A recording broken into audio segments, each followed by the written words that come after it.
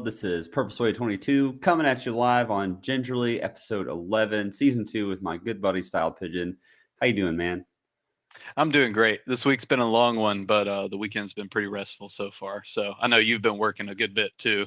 Yeah. So I'm kind of like my ADHD has been going crazy. I woke up this morning fairly early for a weekend day and started looking into AI tools. And I've got like 35 different tools open in my browser right now. So I love it. That's like I said, awesome. my ADHD is off the chain right now. That's like my everyday, as you know. Yeah. Yeah. So, hey, Yeah. well, we're going to keep the fun going today in spite of our restful weekend. So, episode 11 of Gingerly, we're calling Pigeon's Bitcoin Interrogation. And pretty much we're just going to go through some hard Bitcoin questions that you as a viewer might be asked if you're new to Bitcoin and your friends are skeptical. And, see if Pigeon can handle the heat, because most of the time it's your boy Purple doing all of the talking. And so we're going to try and take the mouthpiece out of the old hand and see what the newbie can get done today. So before we dive into the interrogation, I want to give a good shout out to our sponsors for the show, RoundlyX. RoundlyX is a simple to use app that allows you to round up your purchases into Bitcoin and other digital assets. It's a way that you can build wealth safely and conveniently over time. Helped me pay off my Subaru during the pandemic, which is awesome. But more than that, if you're into crypto, they allow you to track all of your portfolio. So I'm talking NFTs, crypto, any exchange that you're on, real estate, your Robinhood account, your Wealthfront account, all that stuff you can track it in RoundlyX. You can sign up with code Gingerly, get $4 in Bitcoin to get started if you don't have any Bitcoin. So with that, let's dive into the interrogation. Nick, can you roll the intro, please?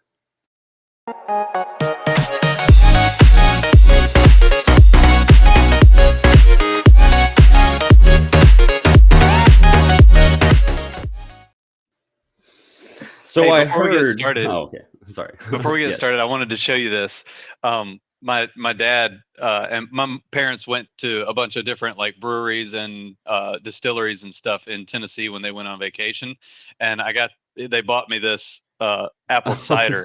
Sip gingerly. Because it says sip gingerly on it. They bought it for me because of the podcast and whatnot. I was like, oh, that's awesome. And it's, Tennessee. So That's awesome. I And just wanted to it share. was from Pigeon Forge, right? Like, so we got Yeah, that's Pigeon from and Pigeon Forge. gingerly in both the Yeah. same thing. Yeah. So That's it's just awesome. like, oh, parents. Yeah. Thanks, Mama and Or I Papa did a little tiny heart. Pigeon. That's so cool. Okay. I just wanted Yeah. to share. So I heard you think you know something about crypto and Bitcoin, Mr. Pigeon. Let's find out. Dun, dun, dun. We thought about being all dramatic with this interrogation and actually like doing low lights and Pigeon was Yeah, I thought I was going going to to set up a spotlight. But rather than being that dramatic, we thought we'd rein it in a little bit and just have a good conversation and ask some hard questions. So Pigeon actually came up with this question on his own, which I think is a great one because I haven't been asked this in a long time. And I think it's probably because I have kind of skirted telling people what I do for real because I get tired of answering these questions. It's a cop out. But so the first question is, how much Bitcoin do you own, Mr. Pigeon? The answer to this question, in my opinion, is twofold. One, none of your business. That's typically what I tell people who ask me who know. If you know about Bitcoin, you know about this crypto Twitter, or you're in the space at all, and you ask me how much Bitcoin I have, I'm gonna be pretty upset about it. Like, Yeah, that's absolutely none of your business. it's a faux pas in the community, right? Like we just don't. Yeah, We don't yeah. do that. Well, I mean, and okay, so and then that brings me into my next one, because I actually had somebody ask me this at a gas station, like a gas station clerk was like, "Oh yeah, you're into Bitcoin. How much Bitcoin do you own?" And I was like, "Well, that's kind of like asking somebody how much money is in their account." And so, like, you probably wouldn't appreciate me being like, "Hey, how much money do you have on you right now?" Yeah, no, not really. And and the way that I responded to him, to kind of, because I didn't want to like cause a big scene at the gas station Right. clerk spot, so I told him, well, probably enough to get me in trouble, but not so much that I'd die or anything if Bitcoin did something funky. Yeah. It was just kind of a general non-answer, and that's what I typically recommend for people just starting in this space. You just skirt it. You don't have to tell people how much Bitcoin you have. That's It's a rude question. I why just would want you to do say that? that straight up. It's a rude question. Like I think it's easy to slip up and be like, oh, we're talking about this magic internet money that doesn't really have any value. And so you can tell me how much you have. But it's a noob question for one thing. They just don't know what they're asking. Or maybe they do know what they're asking, but regardless, you need to keep your safety in mind. So, don't go around holding your wallet open being like, look how much money I have. That's stupid. We don't do that. So, exactly. It's open your wallet at the table and get some cash out before you go to the bar. Yeah, exactly. Yeah. So be safe and be nice. Don't ask people how much Bitcoin they own. So first hard question down. Good work, Mr. Pigeon.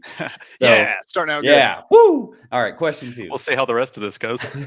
Yeah, no, they get progressively harder for the record. So we're going to see how many we can make it through. Also, full disclosure, I have seen these questions before.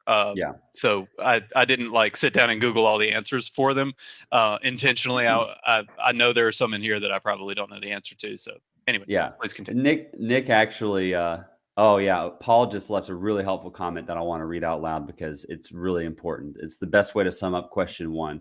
Rule number 1 in Bitcoin: talk about Bitcoin, but not your Bitcoin. You don't need to say anything else. That's the perfect way to put it. 100%. Paul has such clean ways of putting things. Yeah. Love that, Paul. I mean, he's an OG. We love Paul. He knows his stuff. Follow the crypto curator because he knows what he's doing. So let's move on to question 2 real quick. Why are you, Mr. Pigeon, trying to be anonymous with Bitcoin? What are you hiding? I love this question because I'm not. And believe it or not, a lot of people don't realize this, but Bitcoin's not anonymous. It's not anonymous at all. It's actually the opposite of anonymous. It's fully transparent. If I find out that you have a wallet, I can look and see exactly what transactions have happened in that wallet and track that down. It's a good bit of legwork to do that, from what I understand. And I don't have any reason to track down other people's Bitcoin, so why would I bother? But that's actually the answer to that question for me. Is I'm not hiding anything. That's actually why I like Bitcoin, is because it's essentially public. If you want to do the work, you can figure out where the money's gone. And, we always talk about follow the money. If you want to know, if let's say Bitcoin was global and fully adopted, right? 100% adoption. That changes a lot of things for a lot of people who maybe have been hiding some rather illicit transactions. That they can hide that stuff with the current system by moving the money around, but you can't do that with Bitcoin. Even through Tornado Cash, I think was what it was called. Episode 1 of Gingerly, throwing it back. Yeah, you can mix up your Bitcoin via things like Tornado Cash, but I think they got shut down. Correct me if I'm wrong there, John. No, you're right. So they got shut down, and even then it was only a matter of extensive legwork that had to be done in the accounting to figure out where that Bitcoin came from and where it went. So I'm not anonymous. You can find that stuff. I'm not trying to hide anything. Just want a better financial system to operate on. So this isn't in the script, and I want to throw this in just to be fun. So, okay, if you're not trying to be private, why should I use Bitcoin? Why do I want people knowing everything that I do with my money? Well, I highly recommend, per the first question, not letting everyone know what you're doing with your money. The reason that you'll want to use Bitcoin actually has very little to do with anonymity and a lot to do with security. So from this vantage point, right? If we want to talk about why to use Bitcoin, we can have a very much larger conversation about what the current economic system looks like, things that we do or don't like about it, and how Bitcoin solves or continues those issues. There's a lot of issues that Bitcoin doesn't solve, like the fact that there are evil people in the world. If Bitcoin gets adopted 100%, it doesn't make evil people go away. They're still there. They're just using Bitcoin now. So it doesn't solve that problem. Totally understand. But when it comes to the anonymity issue, I'm not trying to be anonymous. I just want my money to be secure. And with Bitcoin, it is. Assuming that I take the appropriate responsibility to take care of my own security. Right. Yeah. No, good caveat. And then I would also add as a follow-up to my own question, an observation that, you already trust the people who are at the bank and anyone that has direct access to the bank, i.e. the government, with your transaction history. So it's not as if your bank is keeping your information private. people buy and sell our data all the time without any problems, and so how do you think that social media platforms are guessing like exactly the stuff that you end up purchasing? It's because your bank has sold your records. Like, Right. so there you go. Yeah. Yeah. 100%. So this next one is a very relevant one for current conversations in the crypto sphere. So maybe for brand new viewers, you might not have heard about this. We're going to ask a question about the ordinal protocol that's coming up. Basically, a quick summary that's allowing people to put images / NFTs directly into blocks in the Bitcoin block. Kind of skirting the need for like a Web3 product, so to speak. But so the question here that I wanted to ask, and we can do this quickly, is transaction speed and gas fees since a few NFT projects have launched on the Bitcoin network have gone up, right? Because people are putting more stuff into the block. There's more storage size. So the fees are going higher. Won't that begin to have a negative impact on gas fees and thereby Bitcoin usage? Okay, so because of the fact that my technical knowledge is limited, Yeah, I don't fully understand gas fees yet.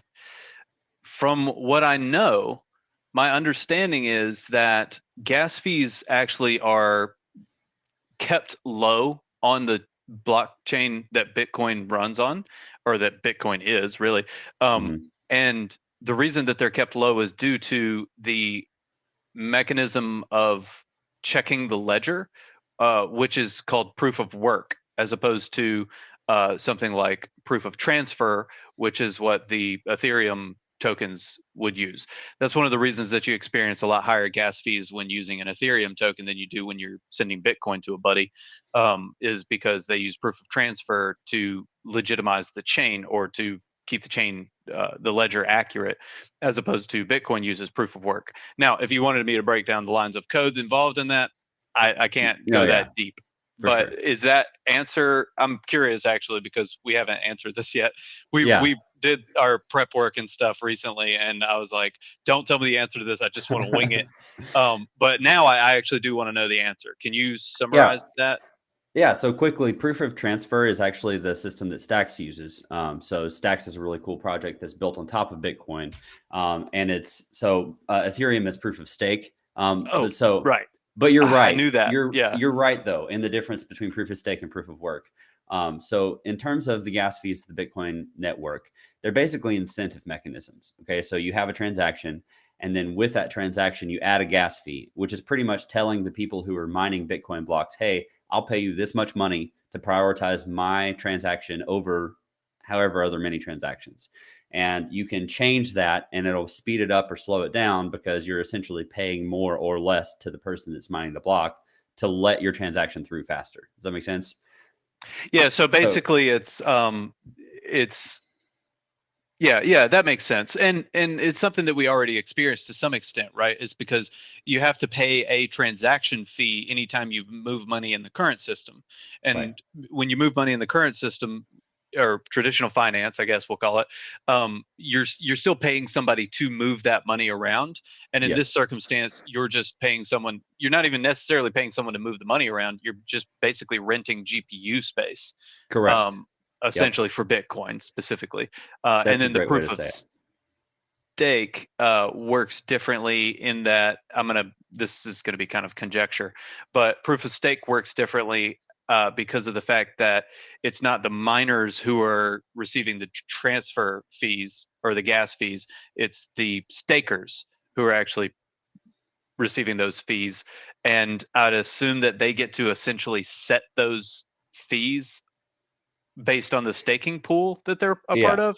This might be a whole other episode that we could have, Okay. honestly. So I No, think yeah, we should maybe, do proof of stake versus proof yeah. of work. Yeah, Yeah. that'd be a great episode, and we can have a guest on or two even to talk about that because we would need it.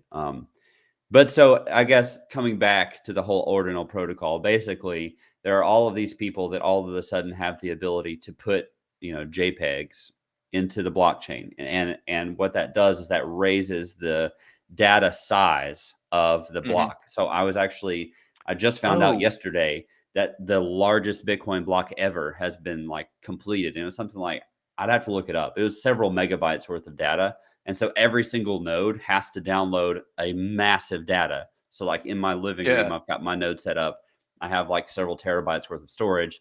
And now that is going to be used up faster because people are putting more of this data into the blocks, right? And so people pay more money because they're trying to prioritize these JPEGs. And so it raises the cost of, transaction for everyone. Right. That makes perfect sense too. Like it costs more to ship a 2-ton excavator than it would cost to ship a piece of paper. Like, yeah, exactly. that makes sense. You're doing more work, and because it's proof of work, therefore your gas fee is going to be higher, period. Right. So I think we don't need to go too much deeper into this because it's a fascinating conversation. I more just kind of want to tease this out for people. Like if you want to go do some more research, check out the ordinal protocol. I would like to point out a couple things just as the old hand in this particular episode. One, if you know your crypto history, this discussion has already happened once. And it resulted in like the Bitcoin Cash, Bitcoin Satoshi Vision split over block sizes. So read up on your history. This isn't new. Like this isn't new news. This has had this conversation before, and block size can have a lot of commentary on Bitcoin security. And so it should be taken seriously. I think that's the main thing. But my second point is that if more people are using like higher gas fees, that's enriching the Bitcoin network more, in my opinion, right? Like we're putting more resource and value into the system. That means demand's going up, so that's a good thing in my opinion. Like I don't. Yeah, exactly. You're incentivizing your miners even further. Exactly. So what's the big deal?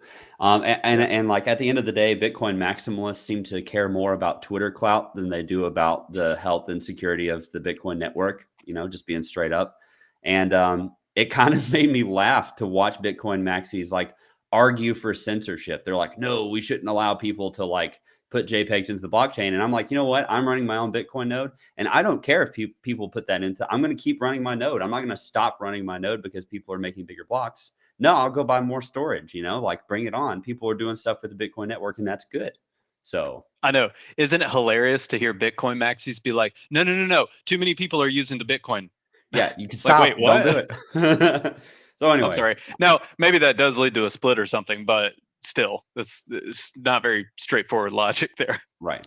And the real Bitcoin will prevail. It has this far and it will continue to, So with that, let's go ahead and move on. I would encourage more research into ordinal, but it's already happened, so we can move on from this. All right, this is a good question. I like this one a lot. How do you create widespread adoption of Bitcoin, like to the public? / how do you eliminate the overall feeling of negativity towards cryptocurrency, right, for adoption? And I think for context, right, this past year has been just a mess in terms of like FTX and 3AC and all of these big firms that, have created this bad rap around Bitcoin, not just Bitcoin, but around crypto, right? Because they're stealing money, they're going bankrupt, and there's this public sentiment that, oh, crypto and NFTs are the worst, and they're just going to steal your money kind of thing.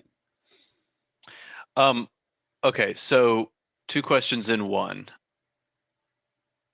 My more answer to this, it's less that it's more about sentiment and adoption, right? Well, adoption is this, right? And we say this in sales all the time. I sell pharmaceutical products for a living. So sales is a process of a transfer of enthusiasm from one party to another. Ooh, I like that. Yeah, it's a brilliant way to think about it. And I tried to sell marketing and promotional products back in the day through a company that my father actually owns, and I just couldn't do it because essentially what they sell is, if you think about it, anything you can put a logo on, they sell. So anything from pins and stress balls all the way up to full-on trade show booths and that sort of thing, right? Okay, yeah. But their bread and butter is those little promo items because company ABC needs 10,000 pins and they're going to ship them all over the country so that their salespeople can hand them out as they're going about their jobs. Or like Bluetooth speakers or water bottles or something, right? Like, right. And I just could not get enthusiastic about those products. And so what that did was it dampened my sales game so much so that I was unproductive as a salesperson for them. I wasn't actually unproductive. I landed like 3 of their top 10 accounts, but I didn't want to keep doing it because I just wasn't enthusiastic about it. That's when I sell pharmaceutical products, I'll give you a perfect example. We actually sell a product called well, I won't give you the brand name. It's actually available in a generic now. It's clonidine extended release. It's a once a day clonidine for people with moderate to severe hypertension or high blood pressure. Which I'm kind of in that category, right? I've been a smoker for years. I know I'm going to probably need some blood pressure meds here coming up, and I'd definitely rather take them once a day instead of having to take it 2 or 3 times a day to manage my blood pressure. I'm enthusiastic about that product. I think that's a really cool, convenient way to launch a product. It's going to be great for the patients who are probably, if you have severe hypertension, you're on more than one medication.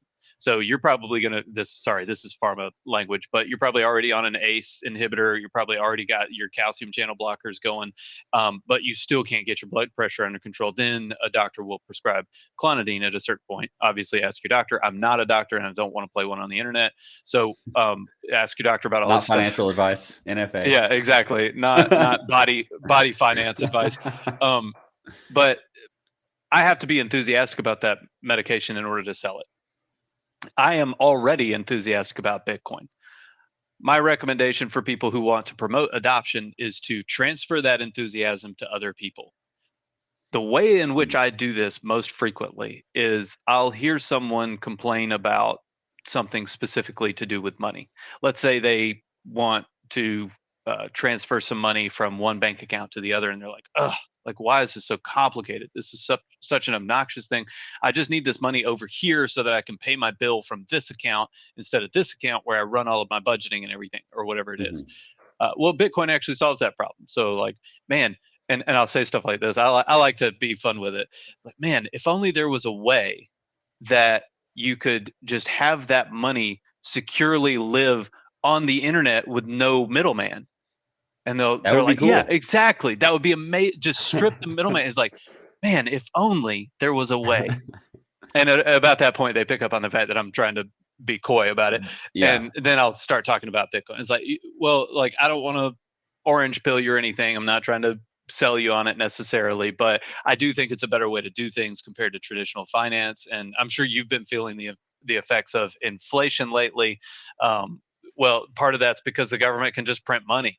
And, you know, they try to be responsible about it, but it's kind of like, you ever play Monopoly and you're the banker and you didn't steal money from the bank? Right. I mean, everybody cheats that, right? Like, if you're the banker in Monopoly, you're going to have a couple extra $100 every round, right? Well, guess what? The real banks work a little bit like that too. Like, there's some corruption that happens because some people are evil.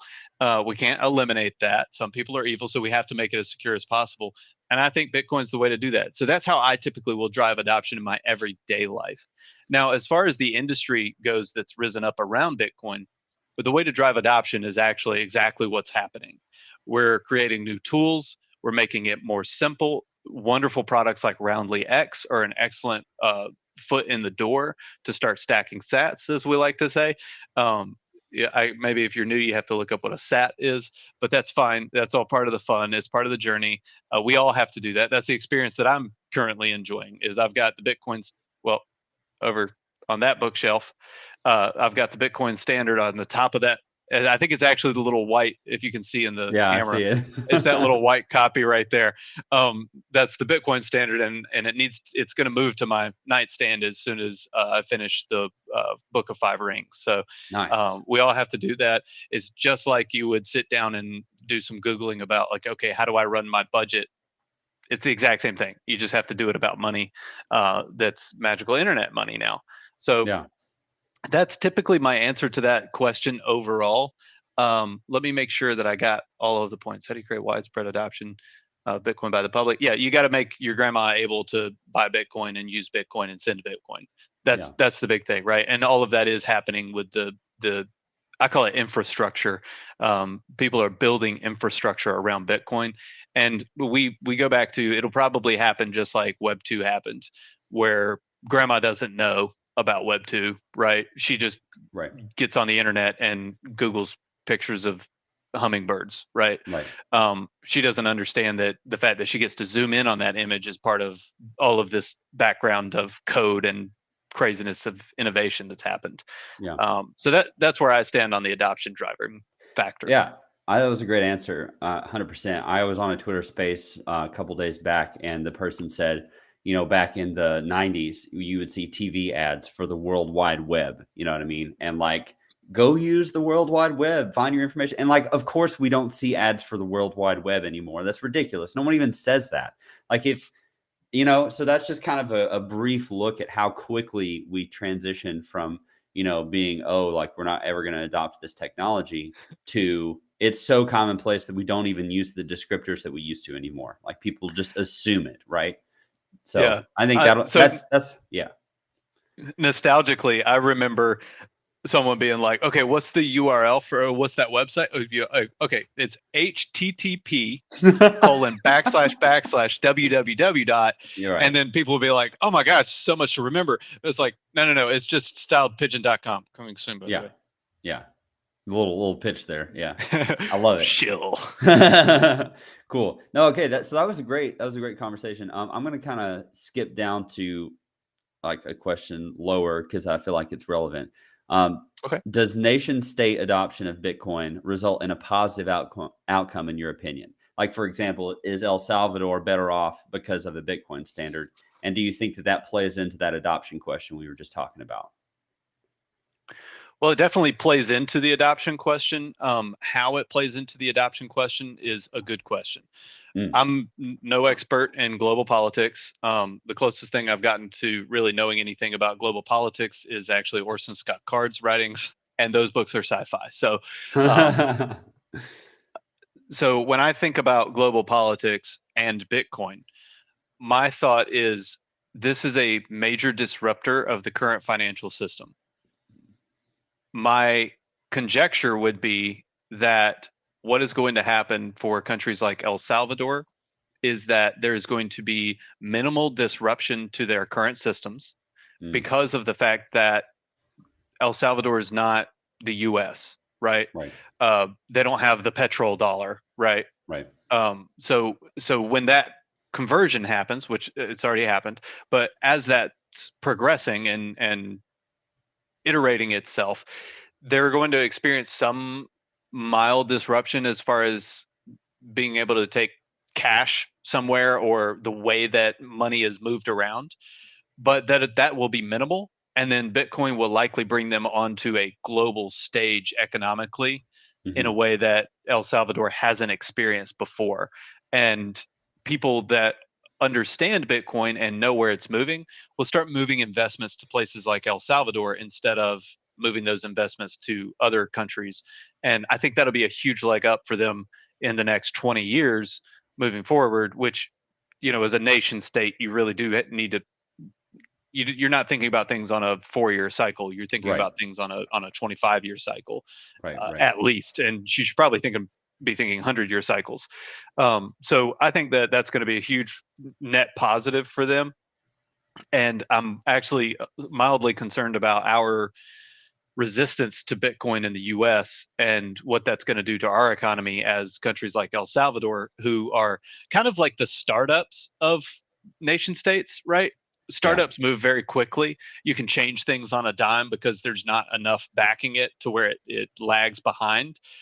Whereas, if you want to change, say, the sugar industry in the US, good luck. Like, there's too much there to pivot quickly. So I'm a little bit concerned as an American citizen at what I see happening in the overall media rhetoric around Bitcoin and everyone going, one exchange crashed. Is Bitcoin dead now? And it's like, okay, like, are we even talking about the same thing here? Like, what are you talking about? Or Bitcoin goes to zero. Like, okay, that's a great clickbait title, but like, who do you have talking? I remember, actually, I need to look into this further, but something that made me laugh really hard on Twitter was the 20 most influential people in crypto. And it was like nobody that I'd ever heard of before. Same. I was like, who I are looked at the these list people? and I was like, I don't know any of these people. Meanwhile, you're like part of the lifeblood of crypto. Like, you're in the space doing this every single day for 10 to 12 hours a day. And you're going, I don't know. What are you talking about? Who knows? So that concerns me. But I think El Salvador is probably in a good place. Yeah. I mean, so I actually had the pleasure of studying international relations in college, and so I found situations like the Chicago boys. That was like Milton Friedman and several of his Chicago Institute economists. I believe that it was Bolivia that they went down to in the 90s. I could be Hmm. butchering this, but essentially the idea is that these guys were radically different economists than were popular at the time. You know, they were they free market economists, and this dictator reached out to them, and they were like, "Hey, we don't know what to do. Our country's about to go into hyperinflation. Come do whatever you want and fix our economy." And so these Oh, that's guys brought, beautiful. yeah, they brought this highly experimental, like economic idea to Bolivia and turned it around in like less than 10 years, which was shocking Wow. at the time, right? So I Yeah. think that point situation in a nation state is very similar. Like a lot of people look at nations like El Salvador or even places like Estonia, who has been very blockchain forward. Um, you know, Mauritius is a little island off the coast of Africa. All of these startups, like you say, are experimenting with Bitcoin. And I think that it could very well turn out to be a similar situation to the Chicago boys, where against all odds and against all logic in an international stage, this country all of a sudden just blasts back into relevance. And it could very Yeah. well be to the United States' detriment because we've kind of been screwing over the little guy with the petrodollar for the last 50 years or more, Yeah. you know, and so we kind of have it coming. So I hope as an American that we get our policy straightened out sooner rather than later too. But you know, I don't see that in the cards right now. Well, this is something that's always bothered me, and I want to just mention it briefly because I think it's relevant to people who are in our category or our genre of person. Where I've always considered myself to be relatively intellectual, even though a lot of times I've worked like hard labor jobs and that sort of thing. Um, Even though I haven't been in academia, I consider myself to be smart. And the thing that's always bothered me when I've watched politics or mass media is I don't understand why we're not trying to do the best thing for everyone. Mm, Like it boggles my mind. Like if there's a better way to do things, why would you not do that? That's it drives me up a wall. And the dictator story is the perfect story, right? He goes, "Look, whatever we're doing ain't working. Okay, so we need to get some people who know what's going on in here to be like, hey, we have a better way to do things and just implement that." yeah, Now, obviously, that's a very liberal perspective, and extreme liberalism can be dangerous if you change things too quickly on like a national level. yeah, The infrastructure can fall apart, and you really don't have any idea what the consequences are going to be. But like, let's test some things and right. see what can. Anyway, sorry. So if you're in that category, like and subscribe. Oh, good plug. I love it. I love it. You're on fire today, man. Okay, so Thank you, let's thank you. let's look forward into the future a little bit. So like we've done the politics, we've done the basic noob questions. So now let's ask a more complicated question that's fascinating. So how will Bitcoin retain value when all 21 million of the Bitcoin are mined? Right? So there's not going to be the reason that Bitcoin miners have incentive to mine right now is that they literally get issued Bitcoin for doing so. But in the year Mhm. 2140, that's going to stop and all 21 million Bitcoin will be in circulation. So why should it retain value at that point? Well, I think this goes. Ah, gosh, I hate it when my southern comes out. Um, so I think that that's a question of scarcity. One of the fundamental principles of economics, as I understand it, is scarcity. If you have a limited demand, or sorry, if you have a limited supply and ample demand, the price goes up. That's a very simple equation, Hmm, and Bitcoin takes advantage of that equation, or rather, puts that equation to good use, because there's only ever going to be 21 million Bitcoin. That allows us to say, okay, well, I know that this is going to be scarce at a specific point. right. How do I stack enough sats to where when it's when it's actually rare to have this much Bitcoin, it's in my wallet.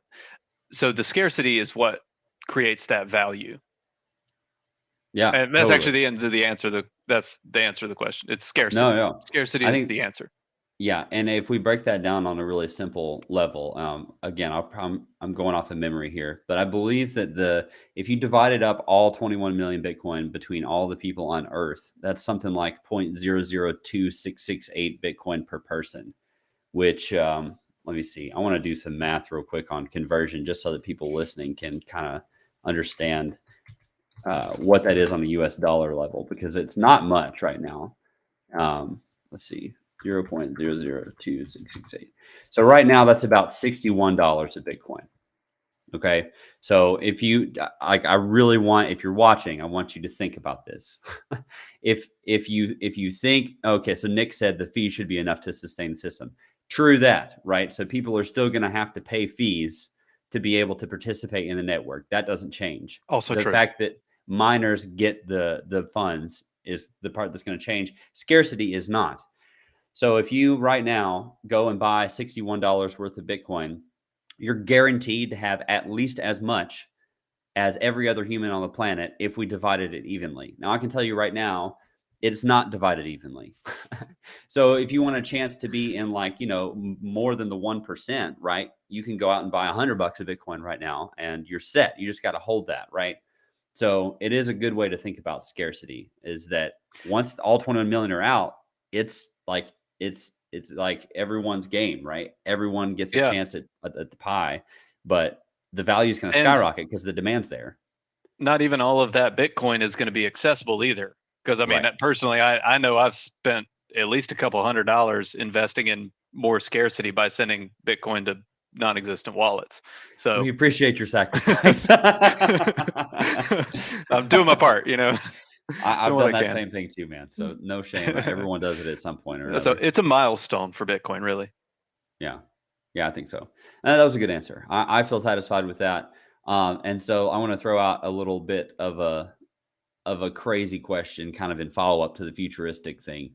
So, in your opinion, what is the biggest threat or risk to Bitcoin? Like, could AI or quantum mechanics or something pose risk? I just want to know what, like, Pigeon's perspective is on that.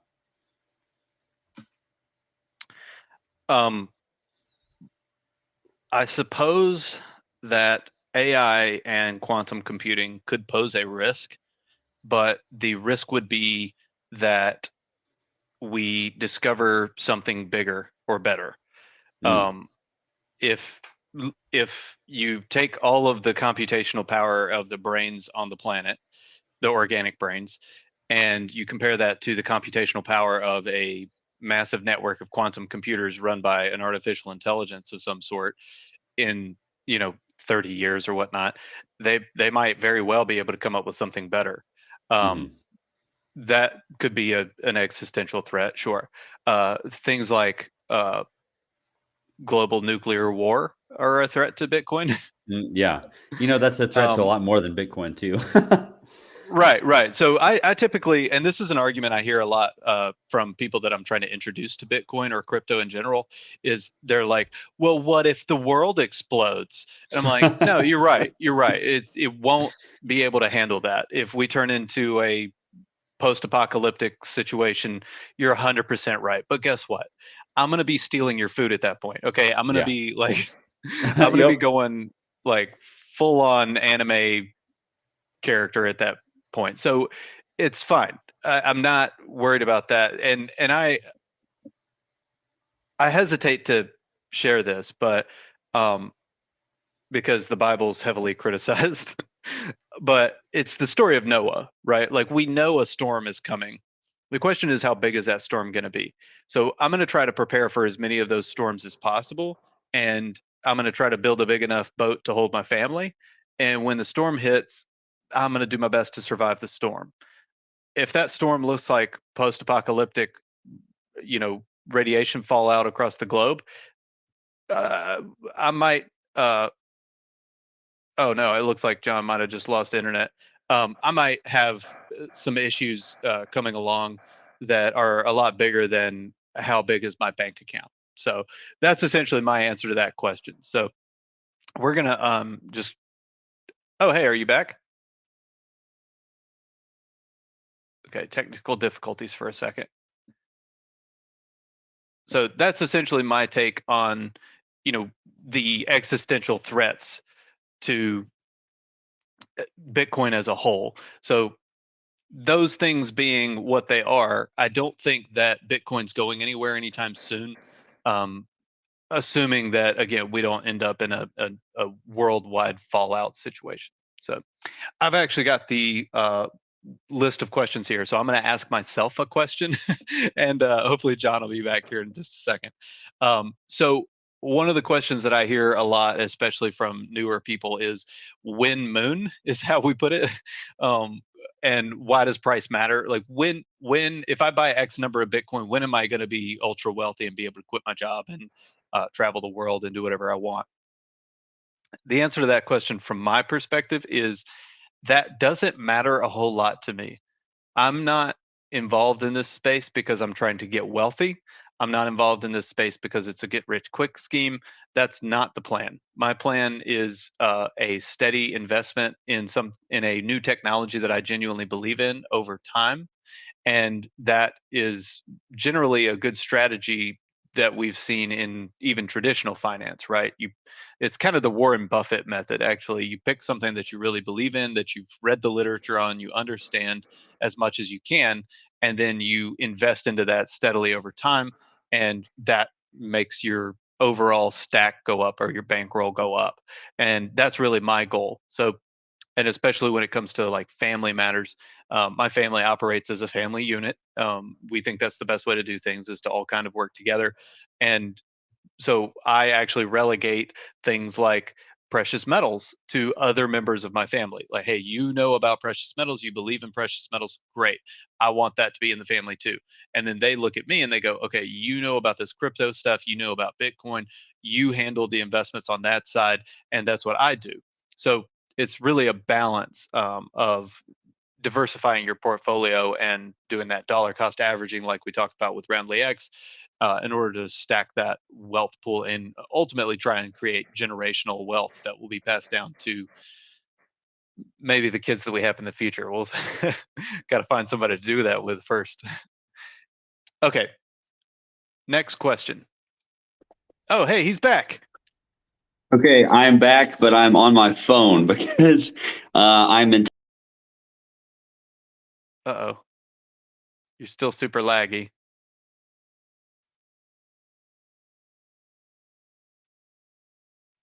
Okay, cool. Yeah, there he is. Okay, I'll disappear. Okay, cool.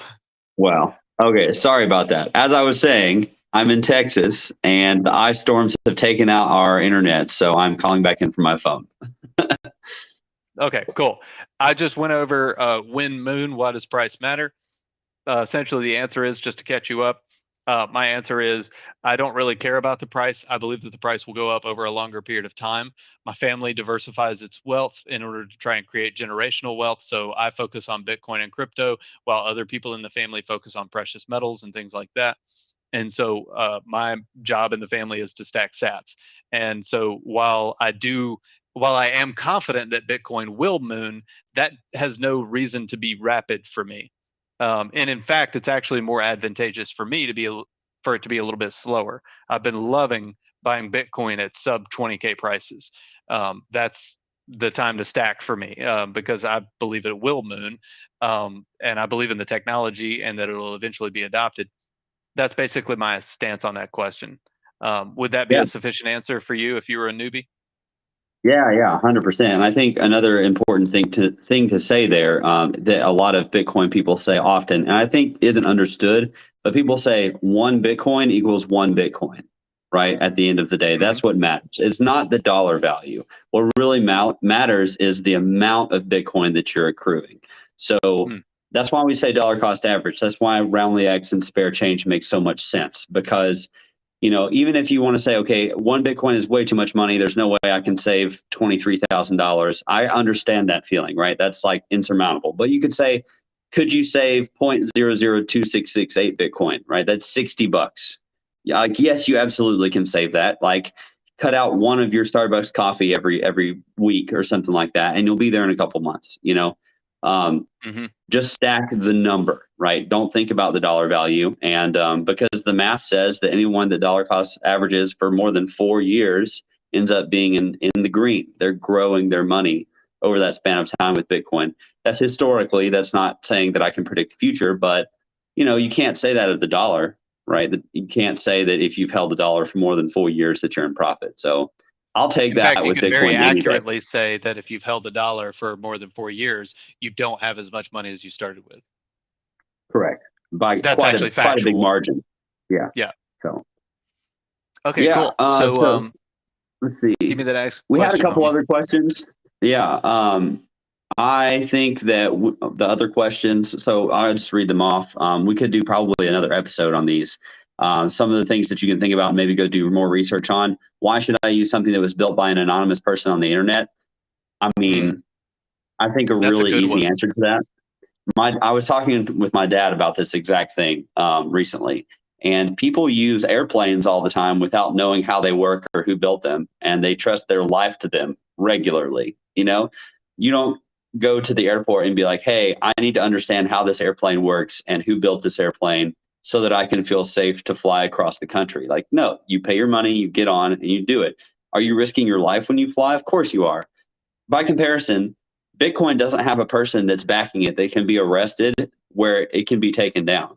Does that mean that there's some discomfort in not knowing who created it? Sure, but like you're not risking your life whenever you save in Bitcoin rather than dollars. So either one, you got to learn how an airplane works and know every time like who built it, and same for the internet, right?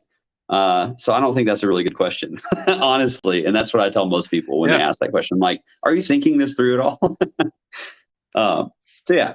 Well, And it's then, also so let me add to that real quick. yeah, please. If you don't know who built it, that's actually fine, because you don't need to know who built it to know what they built. And True. Bitcoin is just code. If you really want to be that critical, look at the code. See if it works the way that you think it does. See if it works better than you think it does. See if you're okay with the way it works. But if there's nobody associated on the back end and it's just running, then who cares who kicked the ball down the street? Like, it's rolling. Right. Let's see if it's going to roll as far as we want it to. Yeah, absolutely. Let me see if I might be able to pop back on my computer now. I'm not super worried about it, John. I think that we're actually at a pretty good stopping point. If you want to wrap up, I can go ahead and jump into wrapping up. Obviously, we did want to get around to, isn't Bitcoin horrible for the environment? Isn't going to boil the oceans in 5 years or something? If you want to hear more about that, just go and watch Gingerly episode 3. It's called What the FUD. You can actually find it on YouTube. That's the Bitcoin Live Network on YouTube. I'm sure Nick can post that or drop that in the chat for us. And then we're on Spotify too. Oh yeah, that's right. We're on Spotify too. So check us out on Spotify if you prefer just audio. That's actually my preference most of the time, is Spotify in the car on the way to work. So I did want to go ahead and mention, if there are questions that we asked today that you could not answer yourself, or maybe you would be a little shaky answering them yourself, please subscribe to both of our channels, subscribe to us, or follow us on Twitter and all of that. We have tons of content continually coming out, and not just about Bitcoin specifically. We're doing all sorts of crypto stuff, and we're also diving into the AI space a lot lately, though that won't be happening on Gingerly. It's just something that we're interested in checking out and seeing where that technology goes as well. And if there are any big questions that you think that we should have asked, that you want maybe John to grill me with later, go ahead and post those on whatever source you're watching this on, whether it's YouTube, Spotify. I don't think you can leave questions on Spotify though, actually, can you? Not that I know of. Oh, yeah. Okay. Yeah. So hit us up on Twitter. I've never left a comment on Spotify. Yeah. So hit us up on Twitter. Worst case scenario, we're always on Twitter, unfortunately or otherwise. So you can definitely find us there. And we'll be back in 2 weeks with another episode topic. Yeah, I think we're going to have some guests on here soon, which I'm really excited about. We have so many smart friends, and it's been a while since we've had a guest on Gingerly. So I'm looking forward to that. I think we might be talking to Jack Benswitch and a couple other fun friends. So yeah, stay tuned. 2 weeks, we'll be hitting you with episode 12. And Pigeon, great job on your interrogation, man. I'm proud. You did a great job. And I hope that people watching have benefited from, being able to think about some of the hard questions of Bitcoin. So yeah, until next time, my friend, it's a pleasure. Nick, if you could roll the credits.